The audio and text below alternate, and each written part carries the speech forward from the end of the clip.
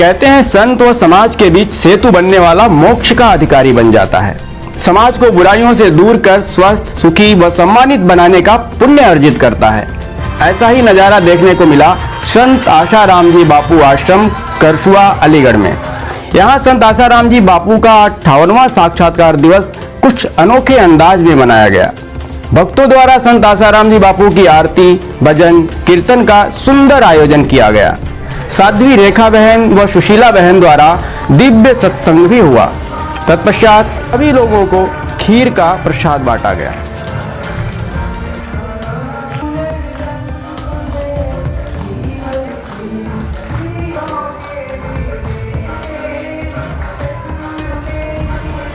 हमारे बापू का ही उद्देश्य है कि सबका भला हो, और इसी कारण वो 85 साल की उम्र तक ऐसा ही करते आ रहे हैं, सबका भला हो।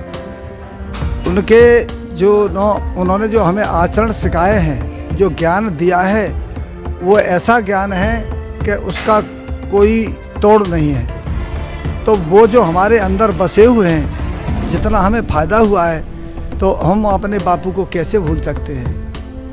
हमारे आज पूज्य बापू जी का साक्षात्कार दिवस करसुआ खैर रोड में बड़े धूमधाम से इसलिए मनाया गया कि हमने तो कभी समझा ही नहीं, हमारे पूज्य बापू जी जेल के अंदर हैं। कहते हैं समाज को आईना दिखाते हैं संत और संत के साधक। आज हम हैं संत आशाराम जी बापू आश्रम में। यहाँ पर बड़ा कार्यक्रम था, लोगों का हुजूम उमड़ा हुआ था। योग वेदांत सेवा समिति के उपाध्यक्ष श्री प्रेमपाल जी हमारे साथ। प्रेमपाल जी, क्या था आज का कार्यक्रम? हमारे आज पूज्य बापू जी का साक्षात्कार दिवस करसुआ खैर रोड में बड़े धूमधाम से इसलिए मनाया गया कि हमने तो कभी समझा ही नहीं, हमारे पूज्य बापू जी जेल के अंदर हैं।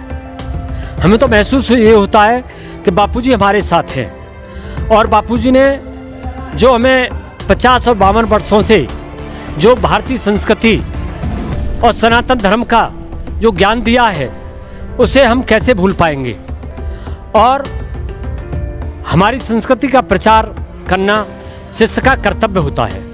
यदि शिष्य कभी दक्षिणा के रूप में गुरु को कुछ नहीं दे सकता है, उनके दिए हुए सिद्धांत, सनातन संस्कृति का प्रचार और जितने पूज्य बापूजी के सेवा कार्य चल रहे हैं, इससे भारत के अंदर सभी योग वेदांत सेवा समिति जहाँ जागरूक हैं, आज भी कर रही हैं और हमेशा करती रहेंगी। निर्दोष मानते हैं, ऐसा मिलता है कि हमको उम्मीद भी नहीं थी, उससे भी ज़्यादा मिलता है। उनके नाम लेने मात्र से कई जन्मों के पाप ताप दूर हो जाते हैं, ऐसा हमको महसूस होता है। और हमारे आंधी जैसे कार्य लगते हैं हमको, बहुत पहाड़ जैसे, वो चुटकी में हो जाते हैं। तो उनको नहीं मानेंगे तो हम किसको मानेंगे। तो बापूजी को निर्दोष फंसाया गया है, तो क्या ऐसा नहीं हो सकता जब कैदी जो जिनको सजा बुली हुई है वो जब वापस आते हैं, तो क्या हमारे बापू निर्दोष हैं, नहीं आ सकते? ऐसा नहीं है, बापूजी जरूर आएंगे। हमारी श्रद्धा अटूट है और अटूट ही रहेगी, चाहे भले ही दुनिया कुछ भी कहती रहे।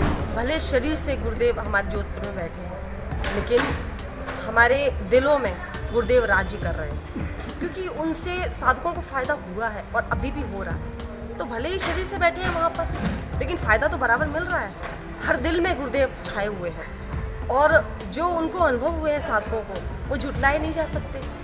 उनके अनुभव अपने पास हैं, जो गुरु से मिला और मिल रहा है, तो फिर कैसी भीड़ नहीं होगी, कैसे नहीं मानेंगे। तो विश्वास है अपने बापू पर, और मुझे गुरुदेव ऐसे किसी को नहीं मिलेंगे। हमें क्या मिले, किसी को भी नहीं मिलेंगे ऐसे तो गुरुदेव जैसे हमें मिले हैं, और उनको तो पाने के लिए लोग तरसते हैं।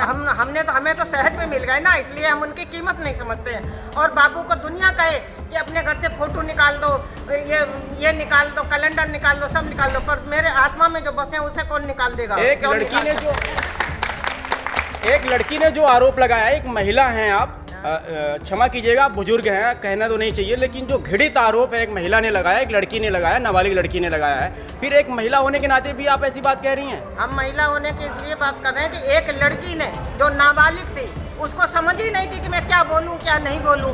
उसने ऐसा किसी के कहने पे बोला और उसको लालच दिया गया कुछ पैसों का सबका, लेकिन उसको वो हासिल भी नहीं हुआ। और अब क्या है उसके साथ में, आप सब लोग देख रहे हैं कि अब क्या हो रहा है उसके साथ में, उस लड़की के साथ में, कि दर दर मारी भटक रही है इधर उधर, पर उसे ऐसे गुरु की शरण नहीं मिलेगी और ना ही मुक्ति मिलेगी कहीं पे भी। बापूजी निर्दोष थे, हैं और रहेंगे। और जहाँ तक भक्तों की बात आती है, भीड़ की बात आती है, तो ये भीड़ आप देखते जाना आने वाले समय में और बढ़ती और बढ़ती ही जाने वाली है, क्योंकि हमारे गुरुदेव सच्चा रस देते हैं, सच्चा ज्ञान देते हैं, जो और किसी के पास भी नहीं। गुरुदेव ने स्वयं कहा था कि हम जेल जाएंगे और अपनी मर्जी से जाएंगे, और जब आना होगा तब अपनी मर्जी से ऐसे आएंगे कि किसी को पता भी नहीं होगा हम कब आएंगे। आप उनकी शिष्या हैं, आपकी श्रद्धा उनमें इतनी है कि आप उन्हें अपना भगवान मान सकती हैं। कहीं ये आपकी मजबूरी तो नहीं है कि आपको बोलना पड़ रहा है?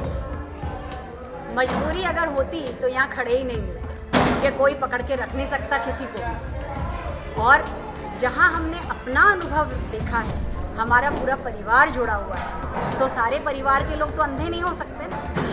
हमने अनुभव किया है, उनके चमत्कारों को अपने जीवन में स्वयं देखा है, तो ऐसे गुरु के लिए कोई कुछ भी कहे तो मैं उसको कभी भी नहीं मानूंगी अगर वो गलत कहता है। कितने वर्षों से आप संत आशाराम जी बापू से जुड़ी हुई हैं, उनके सेवा कार्यों को देखती आ रही हैं और कर रही हैं? मैं 96 से जुड़ी हूँ, तो आप लगा लीजिए कितने वर्षों में। शुरुआत में तो कुप्रचारकों ने काफ़ी प्रयास किया कि इनके साधक कम हो जाएं, इनके साधकों को तोड़ा जाए। थोड़े बहुत कम हुए भी, लेकिन उसके बाद लोगों को सच्चाई पता चली कि बापूजी निर्दोष हैं, और आज संतों पर आरोप ये लगाए जा रहे हैं क्योंकि हमारी संस्कृति को वो ख़त्म करना चाहते हैं। विदेशी सत्ता इसके पीछे काम कर रही है। हमारी संस्कृति खत्म हो तो वो अपना संत जो है, वो हमारे जो भारत के संत हैं वो एक स्तंभ है हमारी संस्कृति के, और इन स्तंभों को गिराया जाए और राज किया जाए, ये उनकी नीति है कि, लेकिन ये सफल नहीं होंगे क्योंकि संत जो है उनकी करुणा कृपा अपने भक्तों पर, अपनी भूमि पर, भारत भूमि पर सदैव से रही है और रहेगी। यहाँ पर लोगों की जो श्रद्धा है, वो श्रद्धा का समंदर देखने को मिला। ये संत श्री आशाराम जी आश्रम का दृश्य हमने आपको दिखाया। ये करसुआ अलीगढ़, जिसे हरिगढ़ भी कहा जा रहा है आजकल, हरिगढ़, यहाँ पर ये लोगों का जो हुजूम देखने को मिला, ये हुजूम ये बताता है कि संत आशाराम जी बापू आज भी लोगों के दिलों में बसे हुए हैं, उनके भगवान बने हुए हैं।